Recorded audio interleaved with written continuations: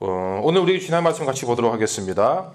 출애굽기 20장 1절부터 17절까지 말씀인데 오늘은 1절부터 3절까지 그리고 17절만 같이 읽도록 하겠습니다. 찾은 친구는 자리에서 일어나서 함께 읽겠습니다.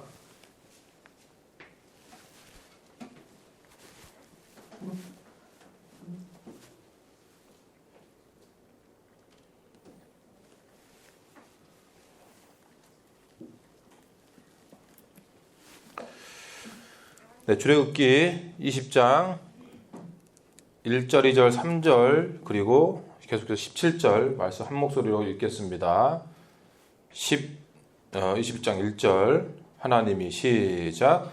하나님이 이 모든 말씀으로 말씀하여 이르시되 나는 너를 애굽 땅 종 되었던 집에서 인도하여 낸 내 하나님 여호와니라. 너는 나 외에는 다른 신들을 내게 두지 말라. 17절 내 이웃의 집을 탐내지 말라. 내 이웃의 아내나 그의 남종이나 그의 여종이나 그의 소나 그의 낙이나 무릇 내 이웃의 소유를 탐내지 말라. 아멘. 우리 옆에 있는 친구가 인사할 때 시험 기간이라 좀 정신도 없고 힘들고 또 장마 기간에 좀 찝찝하고 꿉꿉하기도 하지만 그런 과정 가운데서도 하나님의 은혜와 평강이 여러분의 삶 가운데 충만하기를 원합니다라는 마음을 담아서 샬롬하고 인사하겠습니다. 샬롬 시작. 샬롬 반갑습니다. 하나님의 은혜와 평강이 넘치기를 원합니다. 앉겠습니다. 오늘은 여러분들 말씀 보면 알겠지만 10계명에 대한 부분입니다. 특히 우리 이제 세례 입교 받는 날짜가 얼마 남지 않았죠. 다다음 주에 그러니까 다다음 주 7월 둘째 주는 우리가 내려가서 어른 예배 같이 드리면서 세례 받는 친구들 또 예식 참여하면서 축하해 주기도 하겠습니다. 그래서 우리가 세례 입교와 관련해서 좀 중요한 부분 중에 한 가지인 10계명을 좀 살펴보도록 하겠습니다. 특히 우리가 세례 입교 교육 받을 때 이 10계명에 대한 부분은 그냥 간단하게만 하고 지나쳤던 것 같아요. 그래서 오늘 말씀을 통해서 다시 한번 정리하는 시간이 될 수 있기를 바랍니다. 10계명이라고 하면 우리가 성경에서 우리는 너무 잘 알고 있죠. 성경에서 나오는 10계명이기 때문에 잘 아는데 일반적으로 서점이나 또 우리가 영상을 볼 때 여러 가지 컨텐츠에도 이 10계명이라는 단어가 많이 들어갑니다. 예를 들어 이래요. 연애 10계명. 그러니까 연애할 때는 이 정도는 지켜야 된다. 실제로 책이 있습니다. 그리고 뭐 인생 10계명, 교사 10계명, 자녀 10계명, 뭐 별거 다 있습니다. 운전 10계명. 자녀들을 사랑하는 부모 10계명, 건강한 삶을 위한 10계명. 뭐 전반 우리가 뭐 일반적으로 한 10가지 정도 된다고 하면 그냥 다 그냥 10계명이라고 붙입니다. 뭐 유튜브 콘텐츠만 봐도 이 10계명이라는 단어를 붙인 게 많습니다. 그만큼 이 10계명이라는 것은 10가지 계명이고 이 10가지 계명을 지킬 때 우리가 어떤 삶이든지 어떤 기본이 된다라고 하는 것들을 좀 암시한다고 볼 수 있어요. 하지만 우리가 다 알듯이 원래 이 10계명은 그냥 아무데나 막 갖다 붙이는 게 아니라 하나님께서 이스라엘 백성에게 직접 돌판에 써주신 10가지 계명입니다. 위에 좀 보여주세요. 보면서 합시다. 그래서 우리가 다 알다시 여러분 성경책 뒤에 보면 모든 성경책은 다 똑같아요. 맨 뒤에 보면 10계명이 나옵니다.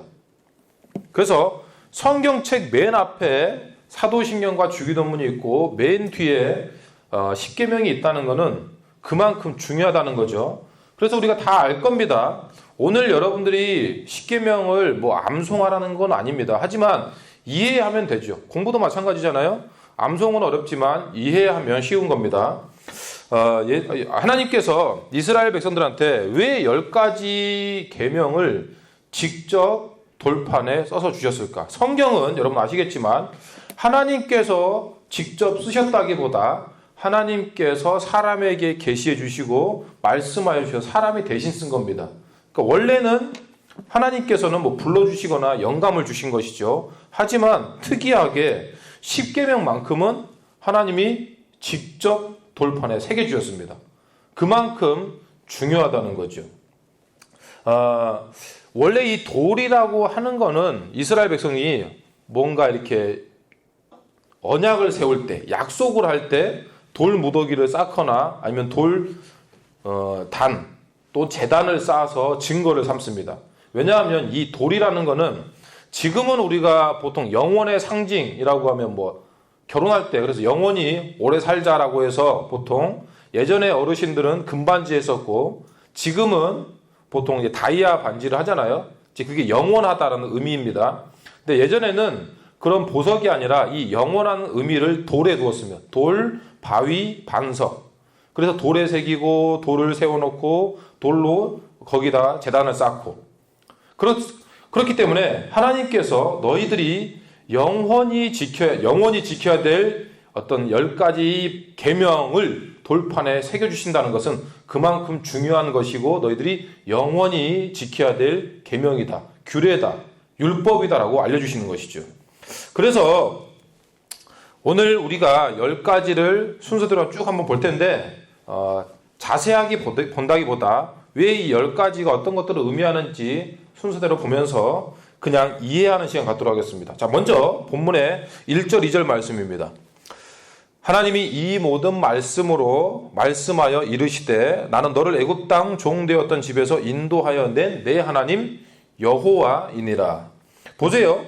하나님께서 직접 말씀하십니다. 근데 하나님께서 이 10개의 계명을 말씀하시기 전에 내가 이 계명을 너희에게 전달하는 하나님이 누구신지에 대해서 말씀하십니다. 뭐라고 나왔어요? 애굽 땅 종되었던 집에서 인도하여 낸 너희의 하나님이다 라고 하는 거죠.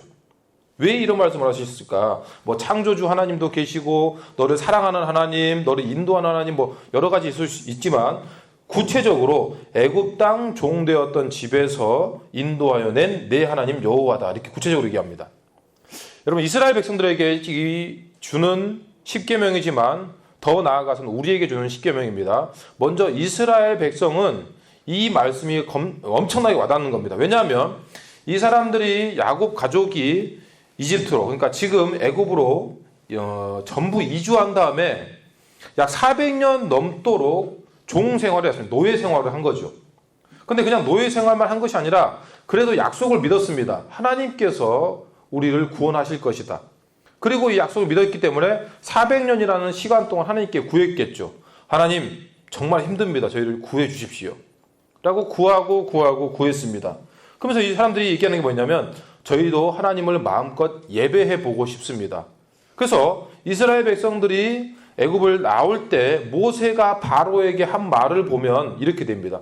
우리가 나가서 자유를 누리고 싶다 이게 아니라 우리가 하나님을 예배하러 가야 된다. 예배하러 가겠다. 그래서 우리를 부르신다. 라고 하는 겁니다. 자유롭게 예배하고 싶은 거죠. 그런 소망을 400년 동안 품었는데 하나님께서 그 소망을, 그 소원을 이루어 주신 것입니다. 그래서 하나님은 이스라엘 백성들에게 무엇이냐면 400년 동안 구했던 것을 이루신 하나님, 우리의 소원을 이루신 하나님, 그리고 우리를 기도를 들으시고 우리의 기도 가운데 답해 주신 하나님이십니다. 다시 정리하면 은혜의 하나님이죠. 사람이 할 수 없는 것들을 하나님께서 이루신 하나님이신 겁니다. 그 하나님에 대해서 분명히 말씀하십니다. 나는 너희에게 자유를 주고 너희의 기도를 들었고 너희에게 은혜를 베푸는 너의 하나님이다 라고 하는 거죠. 그리고 이런 나의 명령을 들으라는 겁니다. 보세요. 창조주 하나님께서 모든 왕의 왕이 되시고 우리의 아버지가 되십니다. 그리고 우리를 죄에서 구원해 주시기 위해 하나뿐인 아들을 이 땅에 보내주셨고 우리의 모든 죄를 대신해 값을 치러 주셨습니다.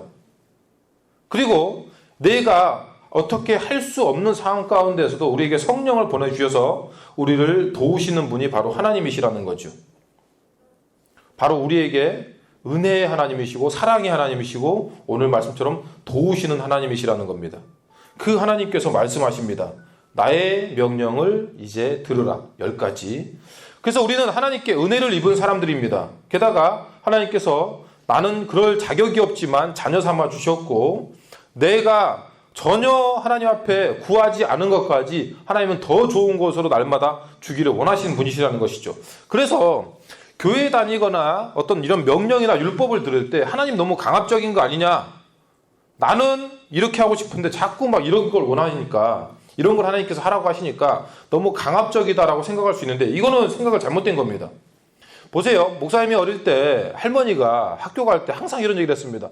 빼는 똑같은 얘기니까 학교 갈 때마다 동네 차도 몇 대 없는데 차 조심하고 사람 조심하고 어디 학교 다녀오다가 이상한 데 새지 말고 항상 조심하라는 겁니다. 맨날 들으니까 뭐라 그러지? 같은 얘기도 아무리 좋은 얘기도 몇 번 들으면 스트레스 받잖아요. 에이, 그 얘기 들으면서 그냥 그때는 사랑으로 느꼈던 게 아니라 또 똑같은 얘기 또 한다. 그러면서 투덜투덜하면서 학교 간 거죠. 지금 돌아보니까 이제 할머니가 계시지 않으니까 지금 가끔 이제 집을 나서거나 어디 운전하고 갈 때면 그 목소리가 생각나는 겁니다. 이제는 그리운 거예요. 왜냐하면 할머니가 나에게 하는 명령처럼 그때는 느껴졌어요. 길 조심하고 어디 새지 말고 사람 조심하고 그냥 그게 강압적이고 잔소리처럼 들렸는데 그게 나를 향한 할머니의 사랑의 목소리였다는 거죠. 그러니까 그 목소리가 지금 그리운 겁니다. 그것이 사랑이라는 것을 알기 때문에 이제는 그게 강압적인 목소리가 아니었고 할머니가 나에게 하시는 할머니의 사랑의 방식이었던 거죠. 똑같습니다. 우리가 하나님께서 우리에게 하시는 명령들이 때로는 강압적으로 들릴 수도 있고 내 생각과 맞지 않다라고 느낄 수 있습니다. 그러나 하나님은 우리를 사랑하시기 때문에 우리에게 가장 필요한 것들을 말씀해 주시고 지키라고 명령하시는 것이죠.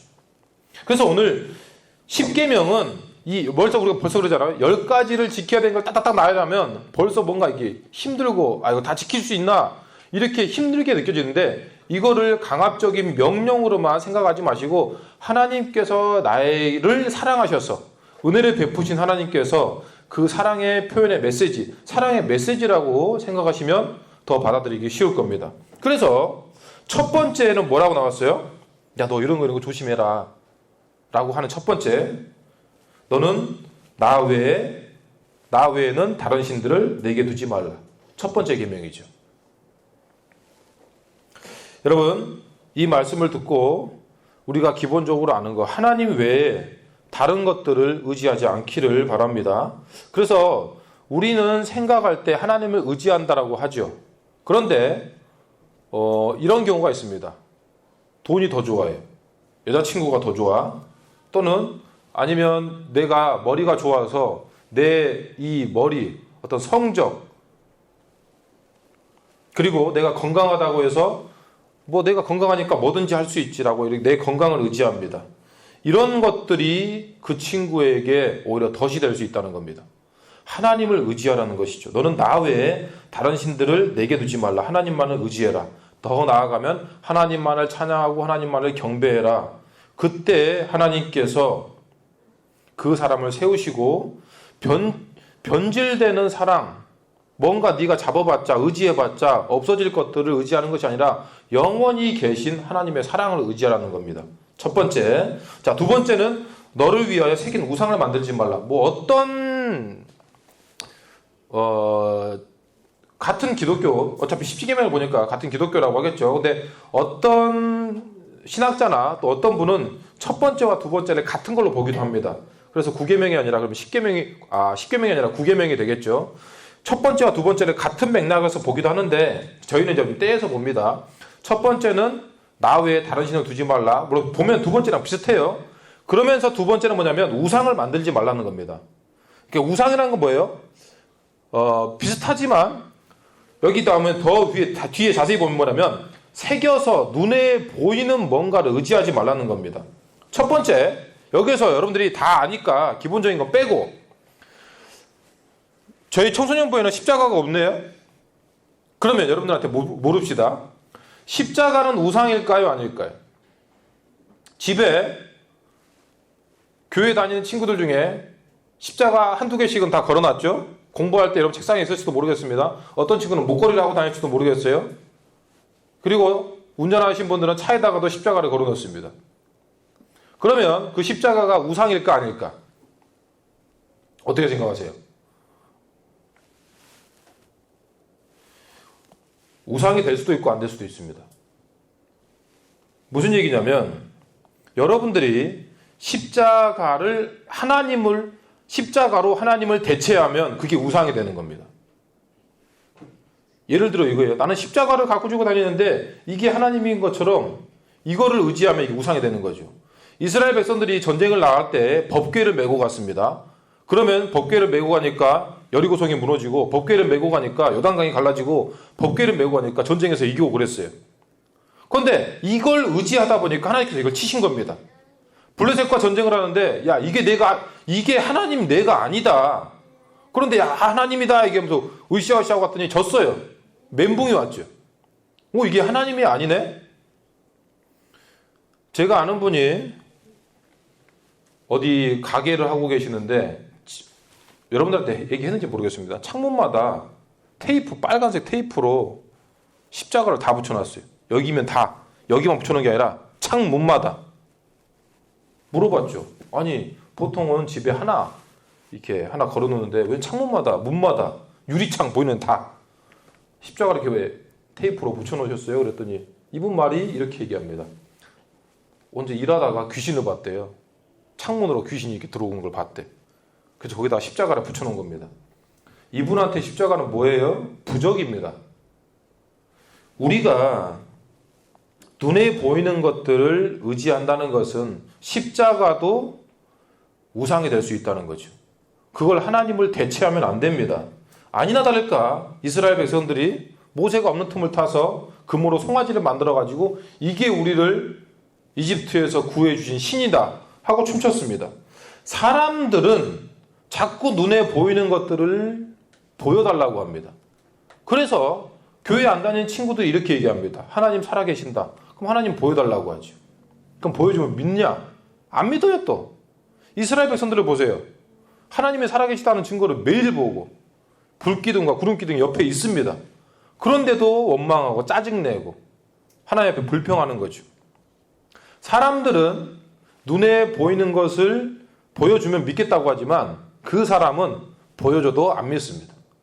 그래서 보지 않고 믿는 것이 더 복되다고 하는 것이고, 여러분들이 내가 하나님을 이번에 우리 세례 교육을 받은 친구들 알 거예요. 내 눈에 하나님이 보이지 않고 솔직히 확신은 들지 않을지라도 이번 세례 입교를 통해서 내가 그 하나님을 신뢰하기로 다시 한번 결단합니다라는 내 믿음에 간절함이 있을 때 우리 안에서 성령님께서 역사하심으로 인해 보이지 않는 하나님을 믿어지게 성령님께서 도와주신다는 것이죠.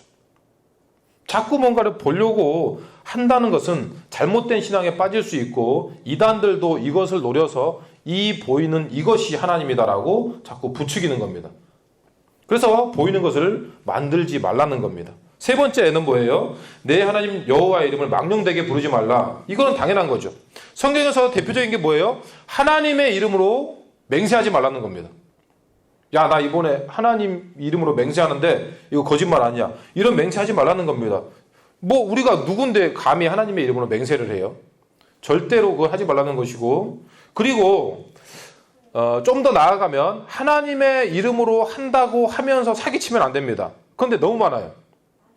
그 대표적인 예가 저도 예전에 교회 있을 때 그랬는데, 낙원상가 같은 데 가면 장로님이 교회 집사님이 이런 교회 스피커나 앰프 이런 거 하는 거 많거든요.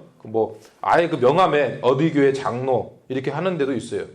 대부분은 그렇지는 않겠지만 교회에서 그러니까 직분을 가지고 또는 목사라는 직분을 가지고 다른 사람들을 더 힘들게 합니다. 그리고 여러분들이 이제 여러분 맥락에서 보면 알바를 할 때 가끔 이렇게 기독교인 환영 이런 데 있습니다. 제가 분명히 말씀드릴게요. 그런 데는 가지 마십시오. 차라리 기독교인 환영하는 데는 차라리 잘해주려고, 여러분들 만약에 나중에 어떤 위치에 가서 잘해주려고 하면 기독교인 환영이라고 하지 말고 누가 와도 주님의 이름으로 잘해주면 됩니다. 굳이 기독교인 환영 안 해도 좋은 친구들은 더 오게 돼 있고, 혹시 아닌 친구들이 와도 여러분들이 잘해주면 됩니다. 기독교인 환영이라고 해놓고 더 사람을 힘들게 하고 짜증나게 하고 어렵게 하는 겁니다. 이게 뭐예요? 아니, 하나님의 이름을 붙여놓고 나는 크리스천이라고 하면서도 오히려 그 삶 가운데 정직하지도 않고 더 악한 모습을 보여주면 이게 하나님 이름에 먹칠하는 겁니다.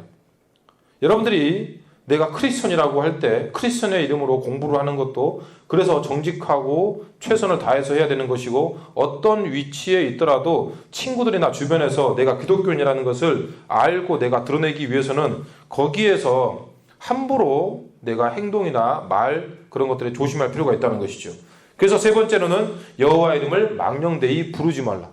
부르는 것뿐만 아니라 하나님의 이름으로 하는 모든 것들에 최선을 다하고 정직하게 하라는 겁니다. 네 번째는 8절에 나오죠. 안식일을 기억하여 거룩하게 지켜라. 이건 우리가 얼마 전에 다 했던 겁니다. 기본적으로 쉰다는 것은 하나님의 명령입니다. 이 쉼을 분명하게 지켜야 되고 쉬는 날을 거룩한 안식일로 여러분 마음대로 사용하지 않기를 바랍니다. 그래서 어떤 그 회사에 이렇게 그 로고가 딱 하나 있죠. 뭐 그 회사 이름을 얘기하긴 그렇지만 주일은 주님과 함께. 이게 우리의 신앙에도 목표가 되어야 됩니다. 자, 그리고 다섯 번째부터는 이제 사람과의 계명입니다. 자, 네 번째까지는 하나님과의 계명이었고, 여기 나오죠? 네 번째까지는 하나님과의 계명, 다섯 번째부터 10번째까지는 사람과의 계명입니다. 이게 무슨 뜻이냐? 우리가 사람과 좋은 관계를 유지하기 위해서는 먼저 하나님과의 좋은 관계를 선행해야 된다. 하나님과의 좋은 관계가 깨진 사람은 사람과의 관계에서도 좋은 관계를 유지할 수 없다는 거죠. 그래서 기본적으로 하나님과의 좋은 관계를 회복해야만이 사람과의 좋은 관계가 회복될 수 있다. 그 첫 번째가 뭐예요? 12절에 네 부모를 공경하라. 우리가 가장 많은 시간을 보내고 가장 많이 매번 경험하는 분들이 바로 부모님이죠. 그런데 이것도 몇 번 얼마 전에 설교했었습니다. 부모님을 공경하라는 말은 쉽지만 또 어렵습니다. 왜냐하면 우리가 너무 잘 알기 때문에. 그런데 요거를 기억하십시오. 그냥 요것만 정리합니다. 네 부모를 공경하라. 그 다음에 뭐라고 나왔어요? 그리하면 내 하나님 여호와가 내게 준 땅에서 내 생명이 길리라. 너무나 당연하지만 너무나 힘든 부모님을 공경하라는 거.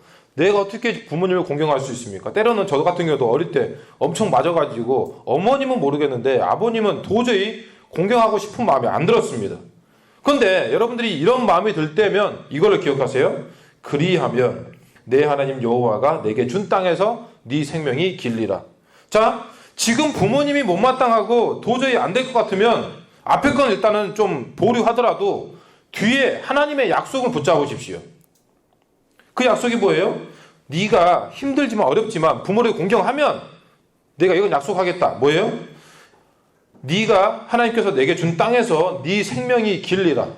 이게 그냥 오래 산다는 게 아니죠. 하나님께서 복을 주시겠다는 겁니다. 하나님, 저는 정말 저희 부모님 공경하기 싫지만 그래도 이 약속을 믿고 하겠습니다. 저에게 이 약속을 주십시오. 응답해 주십시오. 여러분 보세요. 공부할 때 지금 왜 공부해요? 솔직히 얘기하면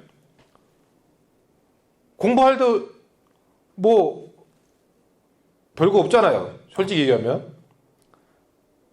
공부를 1시간, 2시간 아니면 내가 좀 더 열심히 한다고 해도 크게 뭐 변한 게 없습니다. 뭐 1, 2점? 그런데 우리가 공부가 힘들고 어렵게 느껴질지라도 공부를 하는 이유는 약속을 믿는 거죠. 결과는 어떻게 될지 모르고 지금 당장은 내가 엉덩이 아프고 나가서 놀고 싶지만 이 약속을 믿는 겁니다. 그래도 열심히 공부하면 좋은 대학에 갈 것이라는 통용된 약속. 그리고 좋은 회사에 가고 내가 원했던 자리에 가면 내가 원했던 꿈을 이루고 또 실현해낼 수 있을 것이라는 그 약속을 믿기 때문에 지금의 어려움을 내가 견딜 수 있는 것이죠. 이것도 내가 약속을 믿는 겁니다. 약속을 믿어야 지금 내가 힘든 것도 이겨낼 수 있는 거죠. 마찬가지입니다. 내가 부모님을 공경하라는 게 힘들지만 하나님의 약속을 내가 믿는 믿음이 있으면 이것도 할 수 있습니다. 여러분, 믿음으로 하나님의 은혜를 경험할 수 있기를 예수님의 이름으로 축복합니다. 마지막은 정리합니다. 한 번에 정리하겠습니다. 다음 6번째부터 10번째까지는 다 아는 거죠. 13절부터 17절까지 말씀입니다. 살인하지 말라. 간음하지 말라, 도둑질하지 말라, 내 이웃에 대하여 거짓 증거하지 말라, 내 이웃의 집을 탐내지 말라. 뭐 간단하게 앞대가리만 하면 살간도 거짓 증거하지 말고 탐내지 말라. 이렇게 정리하면 쉬워요. 어려운 건 없습니다. 근데 이거를 모르는 사람은 없죠. 살인하지 말라. 이거는 교회에서 얘기 안 해도 살인은 누군가를 죽였으면 이건 엄청난 큰 죄죠. 누가 칼 들고 이렇게 찌르거나 아니면 뭐 한 건 큰 죄죠. 하지만 우리가 좀 더 나아가야 한다는 것은 누군가를 생명을 실제로 칼로 찌르거나 뭐 배에서 죽이는 것만 살인이 아니라 온라인 또 오프라인에서도 마찬가지로 누군가를 미워하고 비방하고 또 거짓 소문을 퍼뜨리는 것 또한 한 사람을 매장하는 겁니다. 다시 얘기하면 누군가를 미워하는 것도 살인입니다. 요한일서 3장 15절에 그 형제를 미워하는 자마다 살인하는 자니 살인하는 자마다 영생이 그 속에 거하지 아니하는 것을 너희가 아는 바라. 깜짝 놀랄 때가 있습니다. 어떨 때냐? 가끔 성도님들하고나 우리 여러분들 믿는 친구들하고 얘기할 때 보면 겁나 나는 누구는 용서하지 못하겠다 이렇게 하는 친구들이 있습니다. 미워하는 거죠. 보세요. 그 친구한테는 그게 살인이고 그 친구에게는 그 안에 영생이 거하지 않습니다. 그러니까 내가 누군가를 미워하는 이 마음을 품으면서 정상적인 신앙생활도 못하고 정상적인 인간관계도 할 수 없습니다. 그래서 여러분들 다시 한번 기억할 것은 절대로 누군가를 미워해서는 안 된다는 거죠. 미움과 살인은 성경에서는 똑같은 걸로 봅니다. 그래서 그런 마음이 있다면 예수님 앞에 엎드려서 주님 저는 도저히 할 수 없습니다.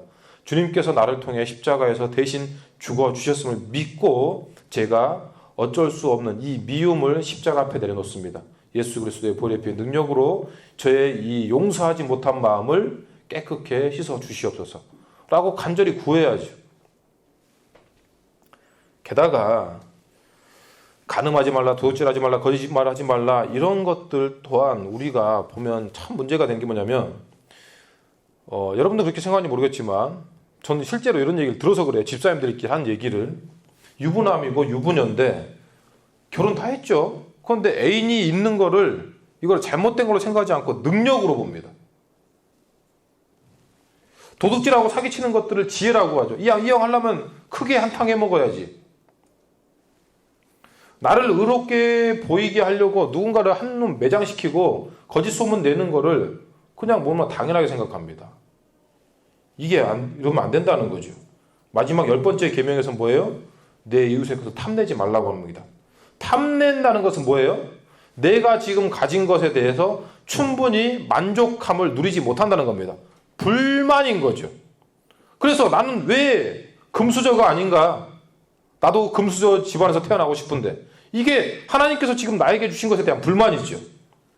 저 돈이 내 돈이었다면, 저 집이 내 집이었다면, 저 부모님이 우리 부모님이었다면 이게 그냥 쉽게 하는 말인 것 같지만 이거는 하나님께서 나에게 주신 것에 대한 불만입니다. 그것을 하나님께서 금지하고 있어요. 이 불만은 욕심이 되고 여러분 아시겠지만 욕심이 뭐가 돼요? 죄가 되고 죄가 더 커서 뭐가 된다고요? 죽음이 된다는 거예요. 사망에 이르게 한다는 겁니다. 오늘 10가지 계명 다시 한번 정리합시다. 말씀을 좀 마무리하겠습니다. 1번부터 4번까지는 하나님에 대한 계명, 5번부터 10번까지는 우리 사람과의 관계에서 계명. 그래서 첫 번째, 하나님과의 관계에서의 계명이 바로 서지 않으면 사람과의 관계에서의 계명은 뭐 더 이상 볼 것도 없다. 그래서 먼저 우리가 회복해야 될 것은 뭐냐면 하나님과 나와의 관계를 회복한 이후에 그 이후에 나아가서 먼저 부모님을 공경하고 살인하지 말고 가늠하지 말고 도둑질하지 말고 거짓말하지 말고 주신 것에 감사하고 남의 것을 탐내지 말고 그럴 때 하나님께서 우리를 통해 일하시고 하나님이 내 아버지가 되신다는 것이 나를 통해 드러난다는 거죠. 누가 이렇게 묻습니다. 십계명 어떻게 지켜요? 십계명 이건 아무것도 아니에요. 10가지는 여러분 성경에 보면 몇천 가지 계명 중에 그냥 극히 일부입니다. 이것만 지키면 된다고 하나님께서 말씀하시는 거예요. 최소한 이거는 누구든지 지킬 수 있다는 거죠. 오늘 우리가 예수 그리스도의 이름으로 죄의 자녀에서 하나님의 자녀가 되었음을 믿습니다. 그럼 우리가 과거의 잘못된 죄의 습관을 벗어버리고 이제 하나님의 자녀가 되어야 함을 하나님께서 10가지 계명을 통해 말씀하십니다. 이스라엘 백성들이 400년 동안 노예 생활을 했다는 것은 벌써 노예 근성이 있다는 거예요. 이거를 벗어버리려면 분명한 법이 있어야 됩니다. 규례가 있어야 되고 율법이 있어야 되는 거죠. 그것을 벗어나기 위해서 10가지를 말씀해 주시는 겁니다. 여러분 우리나라가 일제에 한 30년 40년 동안 정도 통치를 받았죠. 아직까지 일제의 잔해가 남아 있습니다. 어르신들 중에도 아직까지 일본을 그리워하는 분들이 있고 우리 삶 가운데도 말이나 행동이나 또 규범 가운데 아직까지 그런 잔해가 있습니다. 하물며 40년도 그런데 400년이면 얼마나 그 사람들 가운데 노예 근성이 남아있겠어요. 우리도 마찬가지입니다. 우리가 교회를 다니고 하나님을 아버지라고 부르지만 여전히 나는 죄와 더 가까운 습관들이 있습니다. 그 습관들을 그냥 너무나 당연하게 내 것으로 받아들이지 마시고 이제 나는 하나님의 자녀가 되었습니다. 선포하시고 이 10가지 계명을 통해 그것이 나의 계명이 되고 하나님의 나를 향한 사랑의 메시지임을 기억하시면서 삶으로 증거하는 저와 여러분 다 될 수 있기를 예수님의 이름으로 축복합니다. 아멘. 들은 말씀 기억하면서 우리 결단하면 좋겠습니다.